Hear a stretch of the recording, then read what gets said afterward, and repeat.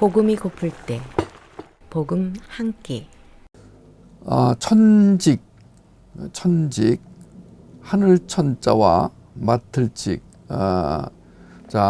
천 부분에서는 하나님께서 부르심, 직 부분에서는 하나님이 일을 맡기심. 하나님의 부르심과 하나님이 일을 맡기심, 이것을 합하니까 하나님이 불러 맡기신 일, 그 일을 수행하는 태도, 부르심에 응답하고 감사하는 마음, 이렇게 요약이 된다는 것을 여러 번 말씀드렸습니다. 천직, 이것은 일반인들이 말하는 직업이 아닐 수도 있다고 그랬습니다. 직업 형태가 아닐 수도 있습니다. 오늘 이 밤에도 우리와 우리 자녀가 천직 개념을 가지고 행복한 밤, 행복한 하루를 마무리하는 시간이 되었으면 참 좋겠습니다. 천직을 찾지 못한 사람의 특징 중 하나가 하나님이 누구신지 몰라 자충적이고 율법적인 삶을 살며 헤맬 대로 헤매게 된다는 점, 이것을 오늘 첫마디로 여러분에게 전해드리고 싶습니다. 천직을 찾지 못한다, 그러면 헤맨다. 천직을 찾지 못한다, 자충성의 인간이 된다. 오늘 요 말을 좀 잘 기억해 주시면 좋겠습니다. 그는 하나님의 부르심에 응답을 못하다 보니 자기 뜻, 자기 생각, 자기 계획대로 살 수밖에 없고, 마음속 불안감을 해소하기 위해서나 하나님을 기쁘시게 해야 한다는 강박감 때문에 자연스레 율법적 삶으로 갈 수밖에 없다는 것입니다. 이스라엘 초대 왕으로 부름받은 사울은 잘생긴 젊은이였습니다. 그냥 잘생긴 정도가 아니라 정말 호남형의 젊은이였습니다. 그보다 준수한 사람은 그 당시에 없었습니다. 그는 말 그대로 남들보다 머리 하나만큼 키가 크고 멋있는 젊은이였습니다. 아마 그때나 지금이나 키가 크다는 것이 미남의 조건이었던 것 같습니다. 그런 그가 처음 하나님께 부름받던 무렵에는 자기를 낮추는 겸손함마저 있었습니다. 사무엘상 9장 21절에 보니까 사울이 대답하여 이르되 나는 이스라엘 지파의 가장 작은 지파 베냐민 사람이 아니니까, 또 나의 가족은 베냐민 지파 모든 가족 중에 가장 미약하지 아니하니까 당신이 어찌하여 내게 이같이 말씀하니까. 겸손했죠. 잘생긴 데다가 겸손했습니다. 여러분, 그럼 끝난 거죠.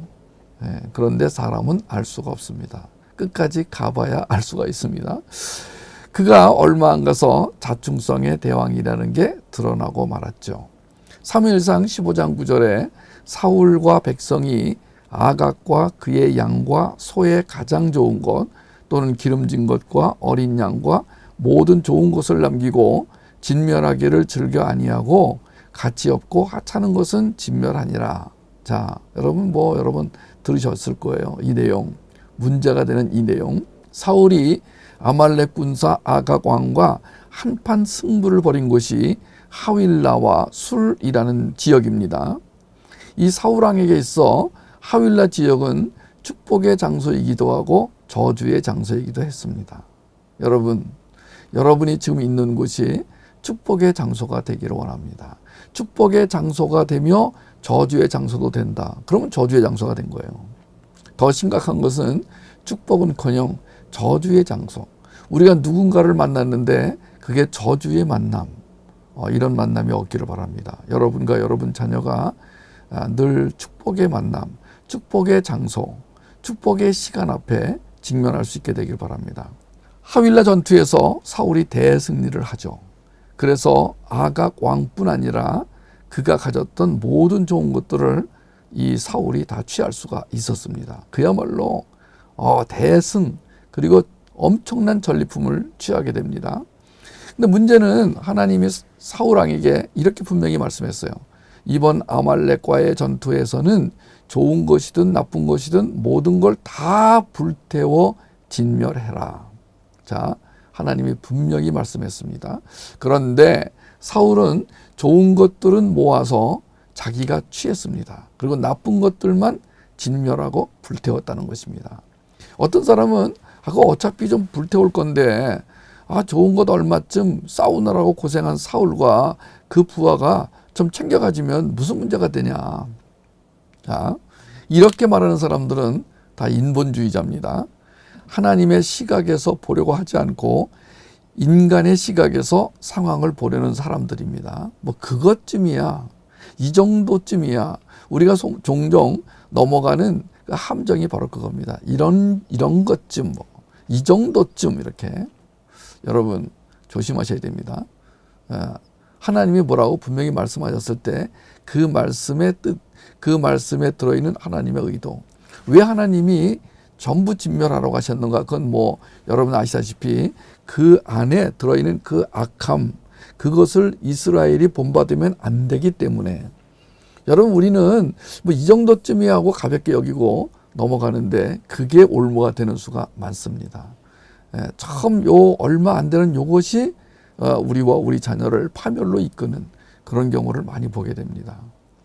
오늘날에도 하나님의 절대 주권을 인정하지 않는 사람들이 있어서 하나님 명령을 왜곡시키거나 하나님의 성품마저 왜곡시키려고 합니다. 그럴 리가 없어. 자신 있게 말하죠. 미국 간 사람하고 안 간 사람하고 싸우면 안 간 사람이 이기듯이 하나님을 아는 사람과 하나님을 잘 모르는 사람이 싸우면은 하나님 모르는 사람이 이깁니다. 고집이 셉니다. 확신이 있습니다. 그런데 이런 사람을 조심해야 됩니다.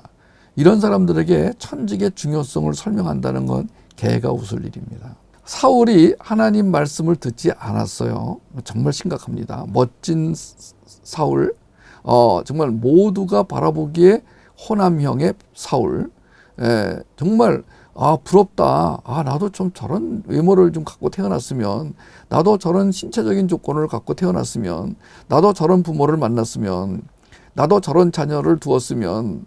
자, 이런 모든 것의 대명사가 사울인데, 사울이 하나님 말씀의 일부분만 지키고 일부분은 지키지 않았습니다. 성경은 그게 매우 심각한 일이라고 설명합니다. 결국 이 전쟁으로 말미암아 사울은 하나님으로부터 버림받는 결정적 계기가 되고 말았다고 성경은 기록하고 있습니다.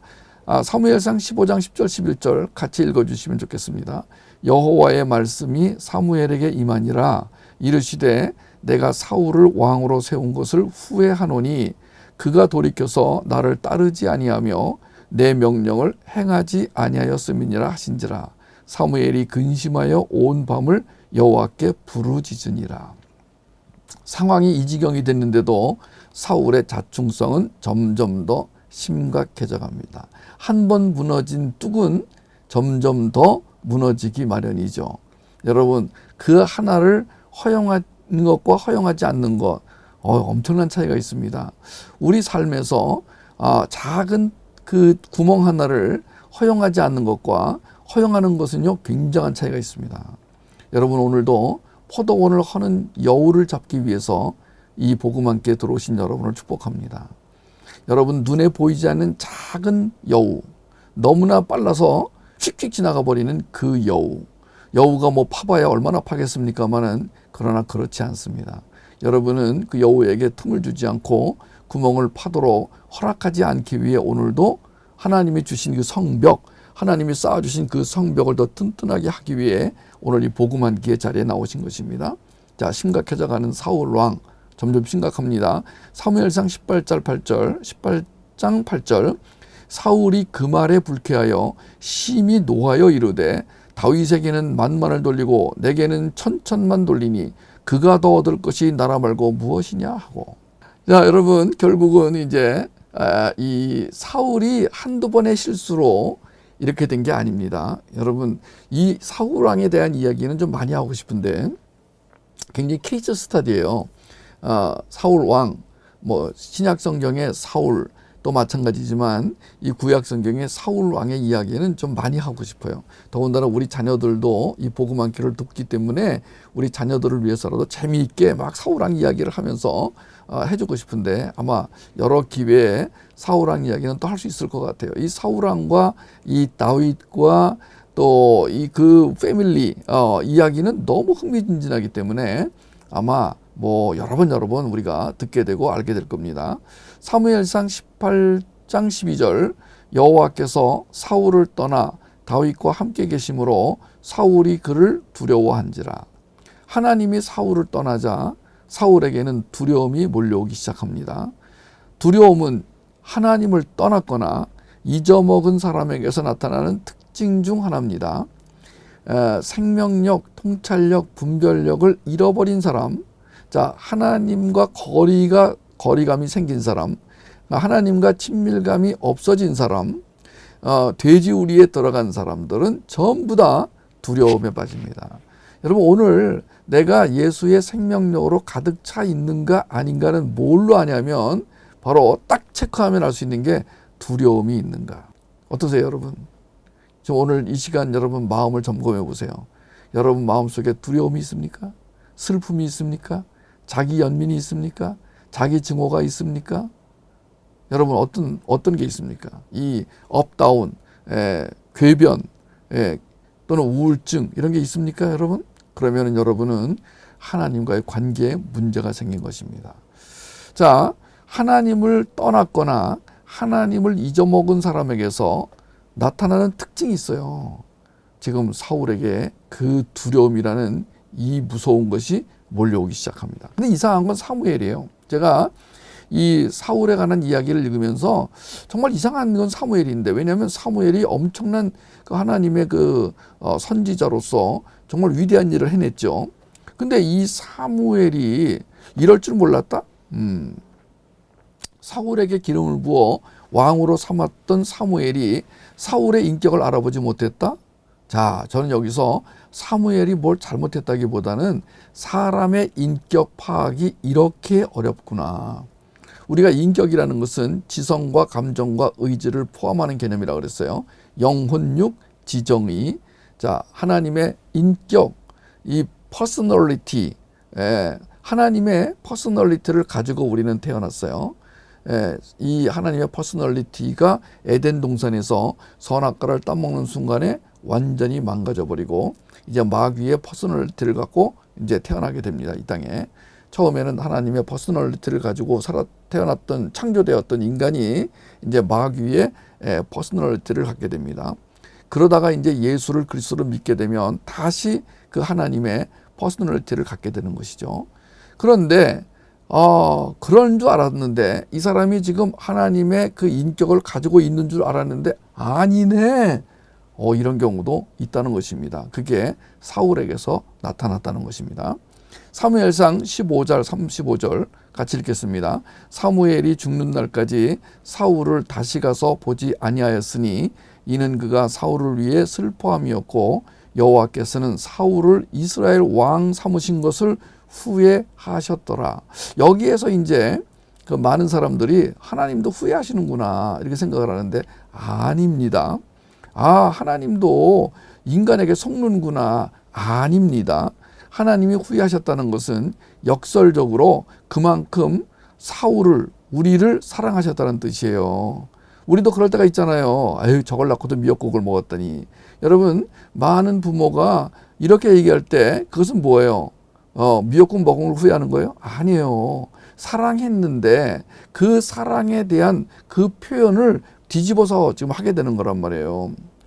어떤 대학생 처녀가 그렇게 울더래요. 사역 시간에. 왜 이렇게 우냐 그랬더니 아버지가 자기를 너무 사랑하지 않았다는 거예요. 어떻게 하냐 그랬더니 어느 날 아버지가 지나가는 말로 에이 내가 저걸 낳고도 미역국을 먹었다니 그랬다는 거예요.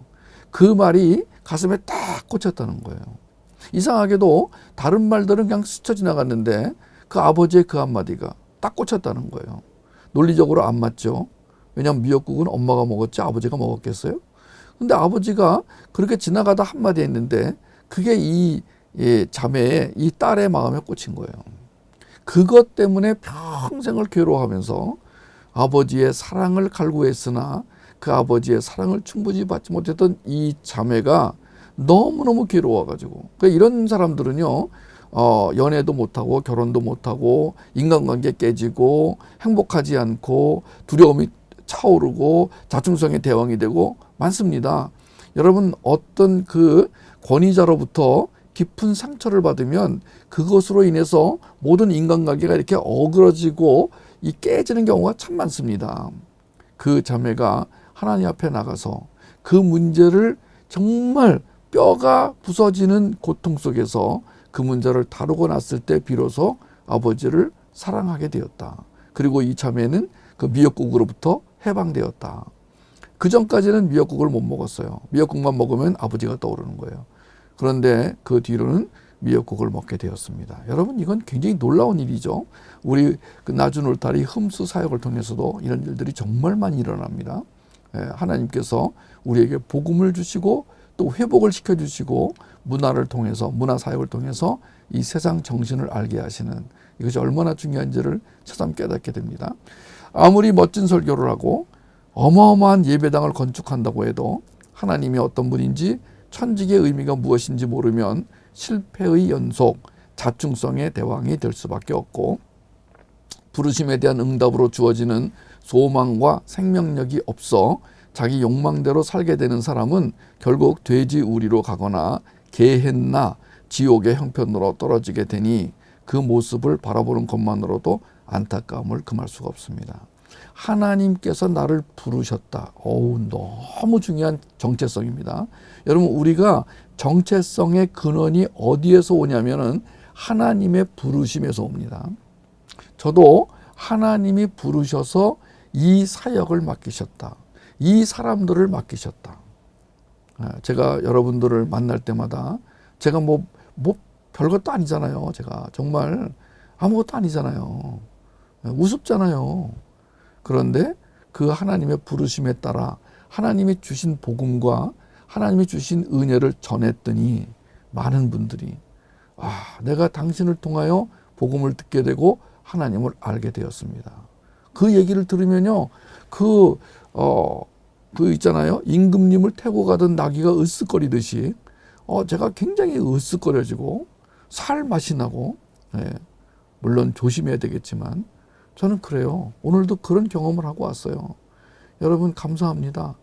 여러분이 제가 전하는 이 복음 한 끼를 드시고 그 복음 안에서 그 예수 그리스도의 신부로 살게 되고 천직의 의미를 알게 되며 그 천직을 찾았다, 신받다 이러시는 분들의 그 하나님이 주시는 그 놀라운 평안, 그 기쁨을 마음껏 누리세요. 근데 그 부르심의 그 의미를 몰라서 결국은 자기 스스로 자기 뜻대로 자기 욕망대로 살다가 어디로 가죠?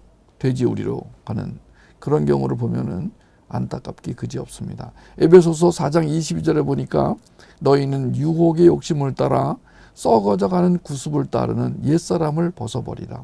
우리 안에 뭐가 있냐면은 유혹의 욕심, 욕망 덩어리, 그리고 그 옛날 습관, 우리 안에 뭐가 있어요? 그 죄의 노예가 되어 살던 그 습관, 그 관습, 그 패턴, 그거를 따라가지 않아야 되는데 그걸 따라가면은 바로 뭐라고요? 완전히 망가져 버리는 거죠. 잠언 28장 25절에 욕망이 많은 자는 다툼을 일으키나 여호와를 의지하는 자는 풍족하게 되느니라. 여러분들에게 어떤 고난과 시련과 핍박과 그 환난이 온다면 그것은 하나님을 100% 전적으로 의존하게 하려는 하나님의 사랑의 계획입니다. 정말입니다. 오늘 꿈에라도 그것이 정말로 인식이 되기를 바랍니다. 맨정신으로 인식이 안 되면 꿈속에라도 그렇다라고 인식이 되었으면 좋겠습니다.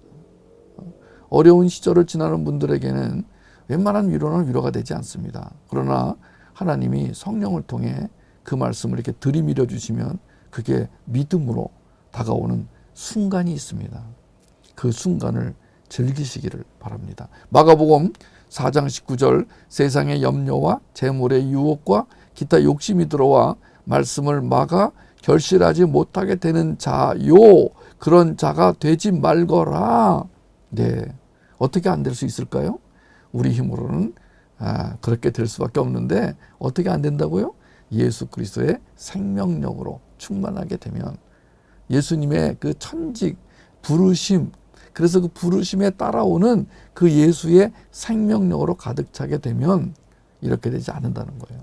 그렇습니다. 하나님이 우리를 너무 사랑하셔서 천직을 찾게 하신다는 걸 잊어버리면 바보입니다.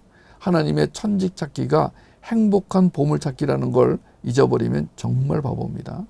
예수 그리스도의 신부로 살아야 할 자가 더러운 돼지우리에서 새들어 산다면 기가 막힐 일 아니고 무엇이겠습니까? 여러분 자녀는 그런 자녀가 한 사람도 없기를 바랍니다. 만약 지금 여러분 자녀가 돼지우리 근처라도 갔다면 빨리 돌아서서 침실로, 신부의 침실로 돌아올 수 있게 되기를 주의 이름으로 축복합니다. 누가복음 15장의 탕자처럼 오늘 밤에 갑자기 막 깨달으면서 내가 이거 뭐 하고 있는 거야? 자, 내가 이걸 뭐 하고 있는 거야? 아니 아버지 집에는 내가 먹고 싶은 음식, 내가 잠을 잘 수 있는 방이 있는데 내가 여기서 뭐 하고 있는 거지? 이런 자각. 여러분 자녀가 그런 자각이 수시로 일어날수록 아예 그냥 귀에다가 녹음기를 틀어놔가지고 아예 수술을 해버리세요. 그냥 조금만 이 범위를 벗어나면 띵띵 하면서 울리는 거 있잖아요. 왜 그? 예, 그 반경 몇 미터만 지나가면 울리는 거. 우리는 그것을 뭐라고 하죠? 우리는 그것을 양육이라고 합니다. 양육의 효과. 더군다나 부모로부터 받은 양육은 평생을 갑니다. 자, 이제 우리는 모두 다 아름다운 신부로 살다가 어린 양의 혼인잔치에서 만날 수 있기를 바랍니다. 여러분, 혼인잔치에서 만날 수 있게 되길 바라요. 혼인잔치에 갔는데 아니 지금 뭐야 이거? 얘 어디 갔어? 이 사람 어디 갔지? 아유, 한 사람도 빠짐없이 VIP석에서 VIP보다도 VVIP석에서 만났으면 좋겠습니다. 여러분, 우리 모두 오늘 낮에 밤에 이 복음학기 들으러 오신 여러분 모두, 저와 함께 여러분 모두는 어린 양의 혼인잔치에 내가 올 줄 알았어. 내가 반가워서 그냥 그 어린 양의 혼인잔치에서 얼싸안고 같이 춤을 추고 그 주님이 마련하신 그 멋진 그 잔치에서 주인공으로. 그런데 거기에 여러분의 자녀, 제 자녀와 여러분의 자녀가 하나도 빠짐없이 다 같이 손을 잡고 와서 그 어린 양의 혼인잔치에 참가하는 아름다운 일이 일어나기를 바랍니다. 천직을 찾은 신부의 성숙하고 아름다움을 확인하기 위해 아가서 7장에 이 신부의 모습으로 돌아가길 원합니다. 이 신부의 아름다운 모습, 아가서 공부하지 않은 사람들은 이게 뭔가 할 텐데 우리는 이제 아가서를 공부하면서 이 7장 12절의 모습이 영원히 그냥 지금부터 영원히 나의 모습이었으면 좋겠고 내 아들, 딸의 모습이었으면 좋겠다. 우리 같이 아가서 공부하신 분들 그런 생각 들었잖아요. 네. 여기서 신부가 내가 아니고 우리라고 했어요. 주목해 볼 만한 그 말입니다. 아가서 1장 입맞춤의 시간을 지나고 수많은 역경의 시간을 지나 이제야 진정한 부부가 된 술람미 신부가 바로 여러분과 나라는 점을 잊지 않았으면 좋겠어요. 여기 지금 나에다가 지금 이렇게 아파스트로피를 했는데 이 나가 그 앞에 있는 나가 아니고 강조하기 위해서 한 거예요. 그러니까 나의 개인 소유가 아니라 우리의 소유. 이 우리라는 것은 신랑이신 예수 그리스도와 나를 우리라고 하는 것입니다. 그러니까 이 우리라고 하는 이 개념이 굉장히 중요한 것입니다. 항상 우리가 같이 가는 것입니다. 자, 내가 어디에 있든지 주님과 함께 가는 것입니다. 내가 그 광야를 걸을 때에도 주님은 함께 하셨고, 내가 그 비가 쏟아지는 그 폭풍우 속을 걸어갈 때도 주님이 함께 하셨고, 그 수많은 대적이 그 무시무시한 흉기를 들고 달려들 때도 주님은 나와 함께 하시며 나를 보호하시고 업어주셨다는 사실을 잊지 마시기 바라요. 모래 위의 발자국, 유명한 시죠? 모래 위의 발자국. 어떤 사람이 천국에 가가지고 주님이 이리 오너라, 네가 살아온 길을 보여줄게. 조금 봐라, 저기 네 발자국 있고 내 발자국 있잖아. 네 옆에 항상 내가 있었잖아. 그러네요, 주님. 저 몰랐어요. 그때 못 알아뵈서 죄송해요. 아니 근데 이게 웬일이에요. 저기는 내가 굉장히 힘들 때인데, 내 인생에서 이렇게 힘들 때, 정말 힘들 때인데 왜 발자국이 하나밖에 없어요? 너무 아신 거 아니에요? 딴 때는 같이 가주시고 왜 저렇게 힘들 때는 혼자 가게 내버려 두셨어요? 그러니까 잘 봐라 이놈아. 뭐 주님이 이놈아 그러진 않겠죠. 잘 봐라 얘야. 네. 저 발자국은 네 발자국이 아니라 내 발자국이란다. 저 때는 네가 너무 힘들어서 내가 너를 안고 갔을 때란다. 와우. 제가 오늘 부산역에서요, 안타까운 모습 봤어요. 부산역에 화재가 나가지고 그 부산역에 오늘 영화자매가 내려주고 보니까요, 옆에 다 타버린 거야, 다 거기에. 거기 그 포장마차가 쭉 있었는데요, 화재가 나가지고 시커멓게 탄 거예요. 그리고 나는 그냥 기차 시간 늦을까봐 그냥 허겁지겁 탔는데 서울에 와서 인터넷을 여니까요, 세상에 그 가난한 사람들이 오랫동안 거기서 생계를 유지하고 있었는데 며칠 전에 화재가 나가지고 싹 타버린 거예요. 너무너무 사람들이 힘들어하는 모습이 기사로 나와 있더라고요. 제가 오늘 그 현장을 목격했습니다. 여러분, 살다가 이런 일이 일어났습니까? 어떤 분은 자다가 불이 났다 그래가지고 뛰어왔는데요, 자기 그 포장마차에서 불이 막 나니까 그 자리에서 쓰러져 버려가지고 병원에 실려갔다 그러더라고요. 이분에게는 인생의 전부가 타버린 거예요. 여러분, 인생을 살다가요, 그런 일이 일어납니다. 일어날 수 있습니다. 여러분, 이게요, 남의 일이 아니에요. 여러분과 저에게도 그런 일이 일어납니다. 예수를 구주로 믿은 사람에게도 그런 일이 일어납니다. 제가요, 오늘 그 블랙리스트라는 그 드라마를 보는데, 거기에서 제가 미국 드라마인데 제가 좋아하던 연기자, 약간 태어날 때부터 그 관절염, 류마티스 관절염으로 인해서 키가 안 자라고 난쟁이같이 키가 작은 분인데 연기를 너무 잘하는 분이 있어요. 아주 유머러스하고. 근데 그분이 죽었어요. 실제로 63세로. 그거 듣고 또 여러 가지 생각을 했습니다. 자, 제가 뭘 말씀드리고 싶으냐면, 인간의 인생이 길어야 80이고 더 길어야 90이고 아주 길어야 100이고 진짜 길어야 120. 뭐 어떤 사람은 재수 없으면 200살까지 산다고 그러는데, 여러분, 우리의 인생이 뭐 80, 100, 200살이라고 쳐도요, 눈은 깜짝할 새입니다. 우리는 이 땅에서 영원히 살 존재가 아닙니다. 누가 먼저 가든 가야 됩니다. 근데 하나님은 왜 우리를 이 땅에 보내셔가지고 이렇게 살게 하시고 어려움을 겪게 하시고 화재도 나게 하시고 여러분 여러 가지 역경 속에서 우리를 견디게 하시는가? 하나님 절대 의존. 하나님 인식과 함께 하나님 절대 의존. 근데 저는 제가 뭐 이렇게 너 참 얼굴 보니까 너 걱정도 없는 것 같고, 너 얼굴 보니까 매일 잘 먹고 잘 사는 것 같고, 그러니까 네가 무슨 그 입으로 무슨 위로할 자격이 있냐? 네, 여러분, 저에게 아무 문제가 없으면 위로할 자격이 없습니다. 여러분, 내가 다른 사람의 아픔을 겪어보지 않고는 진정한 위로가 나오지 않습니다. 그래서 하나님이 쓰시는 사람은 굉장히 많은 고통을 겪게 합니다. 하나님이 쓰시는 사람은 날마다 역경 속을 가게 합니다. 시련, 환난, 핍박, 고난 속을 가게 합니다. 그런데 그것이 왜 오는지 아는 사람과 왜 그런 역경이 오는지 모르는 사람의 삶의 태도는 천지 차이가 납니다. 우리가 있잖아요. 왜 하나님이 그런 역경을 주시는가? 왜 다른 사람보다 왜 이렇게 많은 시련을 겪게 하시는가? 그거는 바로 하나님의 사랑이 그만큼 더 임하여, 하나님의 사랑의 증거는 우리를 신부로 삼고 싶은 거예요. 어떤 신부로 삼고 싶으냐면은 오직 신랑만 의존하는 신부로 삼고 싶으신 거예요. 자, 이 7장 12절에 이 신부, 성숙해지고 천직을 찾은 이 신부, 신랑과 함께 일찍 일어나 포도원으로 가는 신부, 이 포도원이 어디라고 그랬어요? 생명이 자라는 곳이라고 그랬어요. 이것이 부부의 일터라고 그랬어요. 부부가 누구예요? 신랑이신 예수님과 나. 예, 그것이 천직의 장소라고 그랬어요. 아가서 7장 12절에는 천직, 부르심, 그 다음에 일터, 여러분 이 모든 게 다 들어있는 7장 12절, 거기에 신부는 1장의 신부와 다른, 1장에서도 포도원이 나오는데 그 1장의 포도원과 전혀 다른 포도원, 1장에서 그 학대받은 그 신부와 술람미와 전혀 다른 술람미, 그리고 뭐예요? 어린 신부에서 장성한 신부. 어디까지 성장했어요? 생명을 돌볼 수 있는 데까지 성장했어요. 그래서 이 신부는 포도움이 돋았는지 꽃술이 퍼졌는지 석류꽃이 피었는지 하면서 너무 좋아가지고, 여러분, 우린 그렇게 사는 거예요. 월급이 올랐네요. 집값이 올랐어요. 비트코인 값이 올랐어요.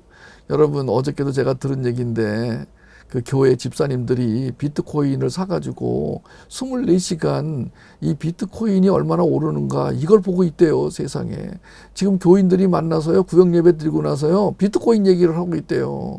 이제 주식 얘기도 한물 갔대요. 이게 웬일이에요, 이게 지금? 아니, 신부가 지금 비트코인 얘기를 하고 있으면 이게 웬일이에요, 이게 지금?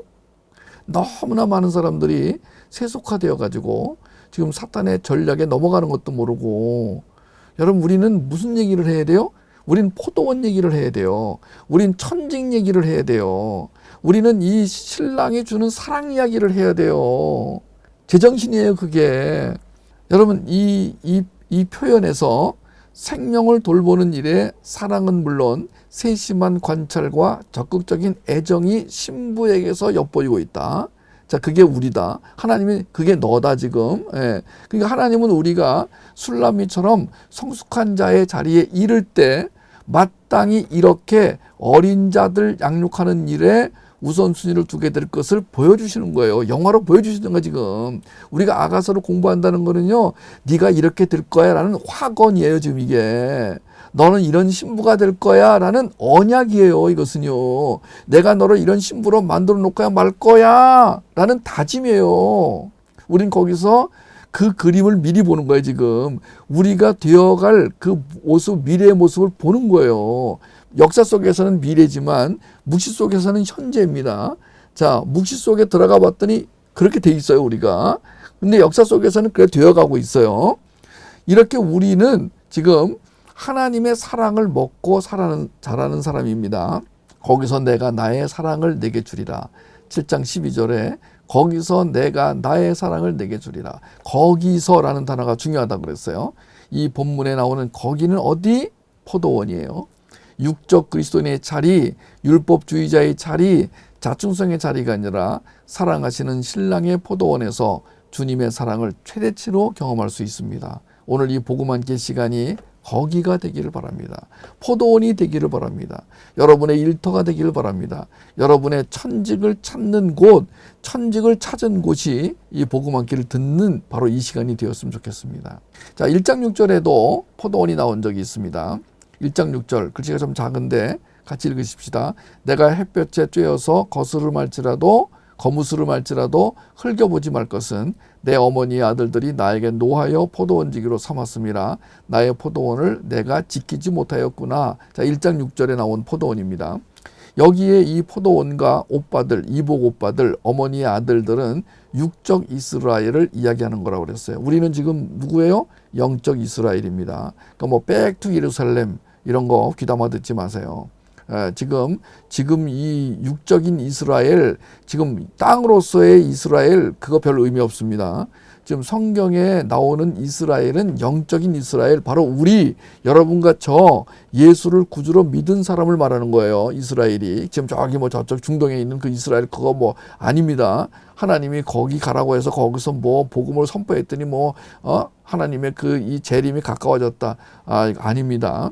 자, 그러면은 여기에 1장 6절에서 이 술람미가 어떤 여자였냐면은 오빠들의 포도원을 가꾸느라, 다시 말해 율법 아래서 허덕이느라고 자기 포도원 꿈도 못 꾸고요. 언감생심이었죠. 그 다음에 얼굴은 시커멓게 그을르고요. 자존심은 낮을 대로 낮아지고요. 인생의 모든 것이 다 닫혀버린 절망의 시간이었습니다. 그런데 7장 12절에 나오는 신부 자신의 포도원, 아니 신랑과 신부의 포도원은 그 1장 6절의 오빠들의 포도원과는 전혀 다른 포도원입니다. 여러분, 우리의 인생은 오늘 날짜로 어제와는 전혀 다른 인생입니다. 여러분, 오늘 우리는 이 복음 함께를 듣기 전과 들은 후가 완전히 다른 시간이고 다른 개념입니다. 여기에서 이 포도원을 신랑이 우리 포도원이라고 불러주었어요. 신랑이 우리 포도원이다. 그랬더니 신부도 네, 우리 포도원이네요. 자, 신랑이 우리 포도원이라고 그랬고 신부도 거기에 동의를 했습니다. 이것은 예수를 구주로 믿는 사람은 소유가 아니라 교제에 대한 관점으로 살아간다. 자, 여러분, 예수를 믿고 나서도 얼마나 많이 소유했는가로 행복과 불행을 따진다면 아직 어린애입니다. 아직 어린 신부예요. 여러분, 제발 부탁합니다. 그 수준에서 벗어나셔야 돼요. 여러분 부모가 그 수준에서 벗어나야 자녀가 벗어납니다. 부모가 그 수준에서 벗어나지 못하면 자녀도 못 벗어납니다. 여러분 우리가 어떤 수준으로 가야 되냐면 소유에서 교제로, 그러니까 예수 그리스도 신랑이신 그분과 얼마나 가까운 사이냐.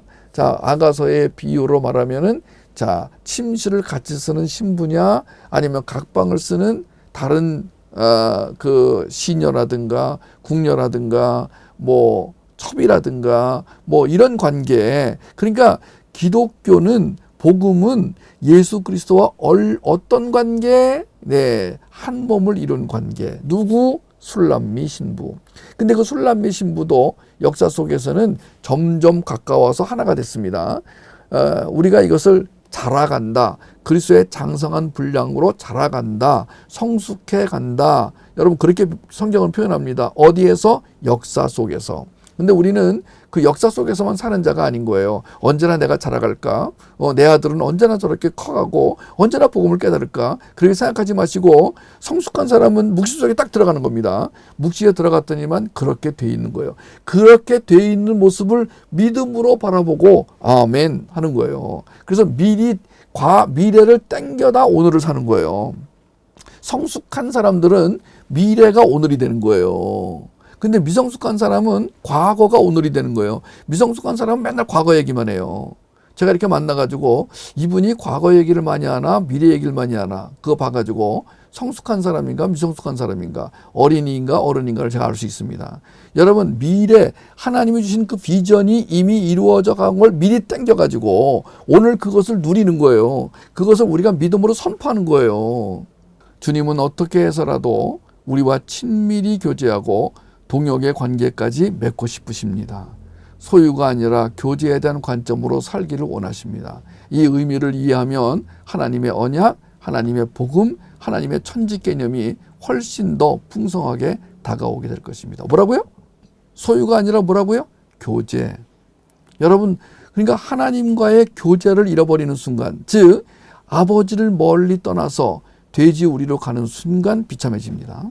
하나님과 멀리 떨어지면 떨어질수록 비참해집니다.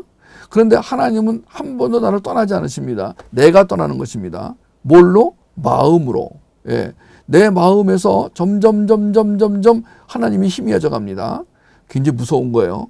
우리가 복음을 먹는 이유 중에 하나가 뭐냐면 늘 하나님과의 한 몸됨을 확인하는 거예요. 복음을 들을 때 하나님과 내가 신랑과 신부다. 이게 확인이 안 되는 복음은 그건 이상한 복음인 거예요. 그건 율법주의가 되기 쉬운 거예요. 인본주의가 되기 쉬운 거예요. 복음이란 나의 존재, 나의 정체성을 확인시켜줘야 돼요. 복음이. 하나님이 누구신가와 내가 누구냐가 확인시켜줘야 돼요. 복음 안에서 그게 확인이 돼야 되는 거예요. 오늘 우리는 이 아가서 7장 12절의 말씀을 통해서 나는 신랑과 포도원을 같이 가꾸는 자. 그게 뭐라고요? 천직을 발견한 자가 된 거예요. 얼마나 행복하고 아름다운지 모르겠어요. 이 신부가. 주님이 우리의 성격과 육체를 통해 일하심으로 우리의 삶은 실제로는 주님의 삶이다. 포도원을 주시는 주님은 이미 내 안에 거하신다. 그러므로 주님의 모든 것이 내 안에 있고 동시에 나의 모든 것이 주님 안에 있는 하나됨의 삶은 신비하다.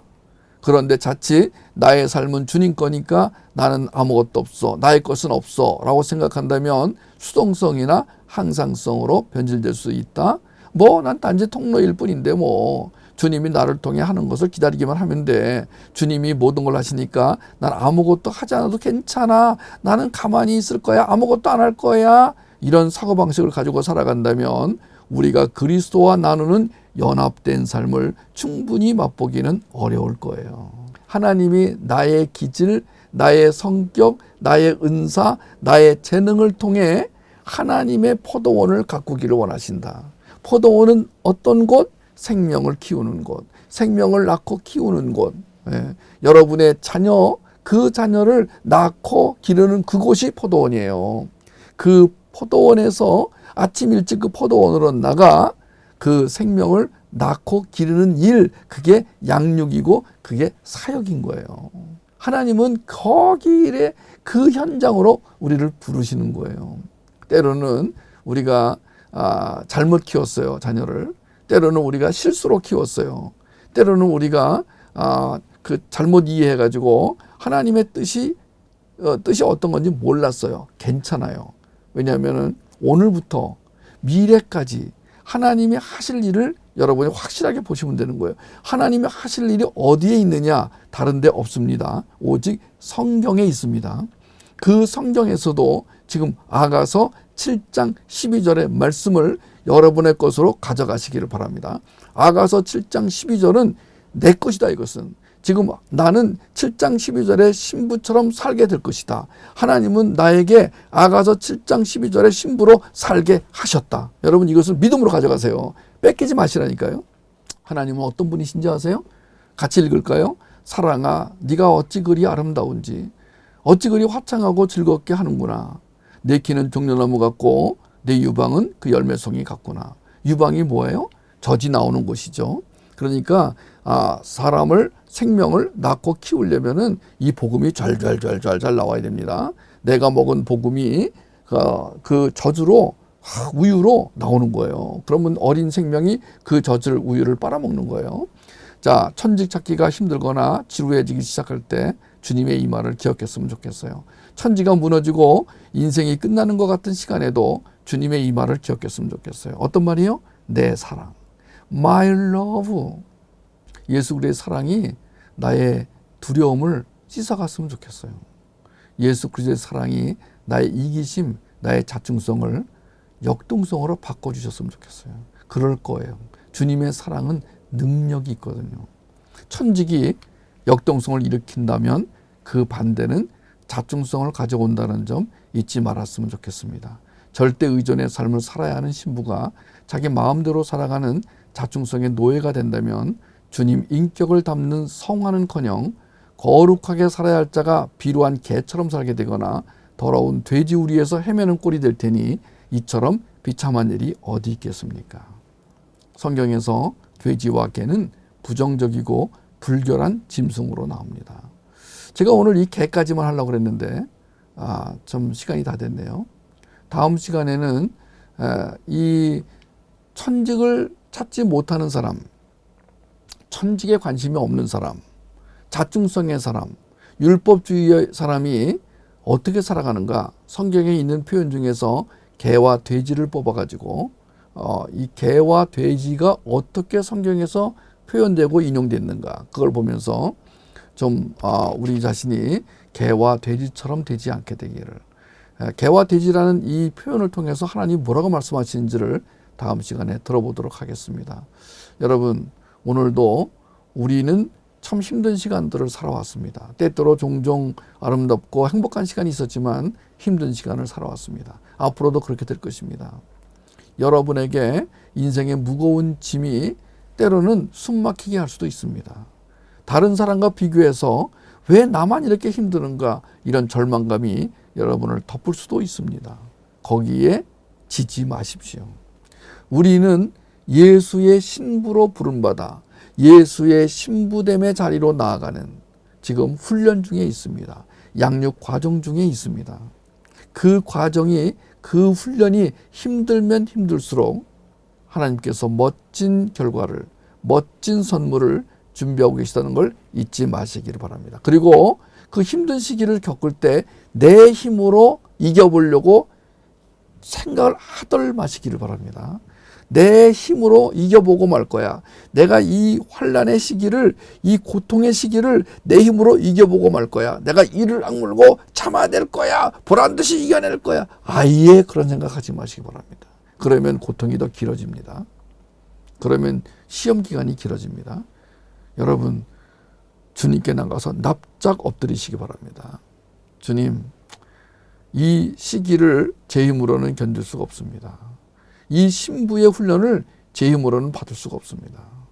주님이 주시는 힘으로, 능력으로 이 훈련을 받을 줄 믿으니 그 능력을 주십시오. 자, 그것이 어디서 시작한다고요? 하나님의 부르심에 응답함으로 시작이 됩니다. 하나님이 나를 구원애로 부르셨고 사역애로 부르셨습니다. 그래서 하나님의 그 구원애로 부름받아 영생을 소유하게 되었고 하나님의 사역애로 부름받아 포도원을 가꾸는 자가 되었습니다. 근데 이 신부가 포도원을 나가는 자세가 가기 싫어요. 왜 저한테 이렇게 어려운 짐을 지어주시는 거예요? 이게 아니라 너무 좋아가지고 아침 일찍 일어납니다. 여러분, 사람들이 있잖아요. 좋은 데 갈 때는 일찍 일어납니다. 예. 밤잠을 못 잡니다. 너무 좋아가지고 막 설레는 거죠. 여러분, 매일매일 포도원에 나가는 게 하루뿐이 아니라 매일매일 나갑니다. 예. 때로는 바람이 불고, 때로는 뭐 비가 내리고, 때로는 그 뜨거운 막 햇살이 내리쬐기도 합니다. 그런데 신랑과 함께 가는 그 길이 너무 좋습니다. 너무 즐겁습니다. 우리의 모습은 바로 그것입니다. 이 광야에 포도원이 있습니다. 광야 안에 포도원이 있습니다. 이 광야는 견디기 힘든 것이에요. 근데 이 광야 안에 포도원이 있습니다. 광야가 끝나고 나면은 진짜 포도원이고, 우리는 지금 이 광야 속에서 또 포도원이 있습니다. 우린 이 인생이라는 광야가 언젠가는 끝나고 이제 영적 가나안에 들어갑니다. 성경에서 이 광야와 가나안은 바로 그것을 예표하고 있는 것입니다. 그런데 우리가 미래에 어떤 날 그 천국에 들어가는 것뿐 아니라 오늘 여기서도 그 천국을 충분히 맛볼 수가 있습니다. 어떻게? 술람미 신부처럼. 그 술람미 신부가 오늘 7장 12절에서 아가서 7장 12절에서 일터를 찾았습니다. 천직을 찾았습니다. 그 천직을 대하는 자세가 너무너무 신나고 너무 행복하고 너무 아름답다는 것을 주님이 그 아가서에다가 적어 놓으셨습니다. 그리고 이것은 내가 너에게 주는 수표다. 내가 너에게 주는 언약이다. 내가 너에게 주는 선물이다. 이 복음을, 이 말씀을 믿음으로 받아가지는 자는 그게 현실이 될 것이다. 아멘.